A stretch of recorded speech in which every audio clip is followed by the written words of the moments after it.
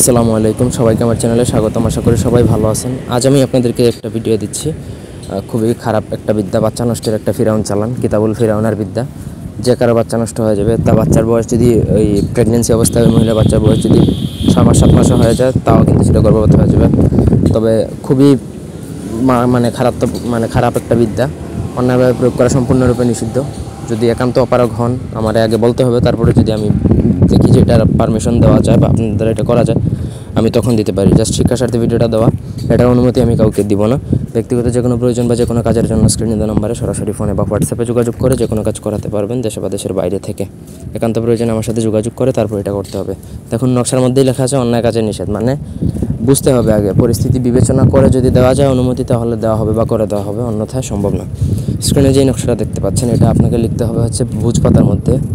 একটা বড় সাইজের ভুজপাতা নেবেন। বড় সাইজের ভুজপাতার মধ্যে এটাকে আপনাকে লিখতে হবে কেশরের কালি দ্বারা। কেশর বা কস্তুরী, দুইটা যে কোনো একটা কালি দ্বারা লিখলে হবে। নিচে যেই মহিলার বাচ্চা নষ্ট করবেন তার নাম, তার মায়ের নাম এবং তার স্বামীর নামও লিখতে হবে। এই হচ্ছে তিনটা জিনিস। দেখুন, স্বামীর নামও লিখতে হবে, মায়ের নামও লিখতে হবে। মানে উলট পালট করলে কিন্তু কাজ হবে না, পরিশ্রমটাই আপনার বৃথা যাবে। যে কোনো শনিবার মঙ্গলবার দিন এটা করা যায়। সবথেকে ভালো অমাবস্যা যদি তিথি যদি মেনটেন করে কাজ করতে পারেন। অমাবস্যা না থাকলে আপনাকে শনি মঙ্গলবারে কাজ করে ফেললে হবে, অসুবিধা নেই।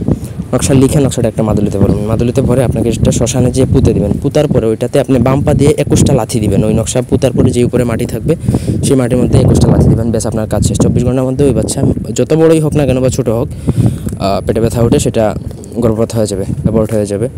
তবে অন্যভাবে এটা প্রয়োগ করা সম্পূর্ণরূপে নিষিদ্ধ। এই ছিল আজকের ভিডিও। ধন্যবাদ সবাইকে।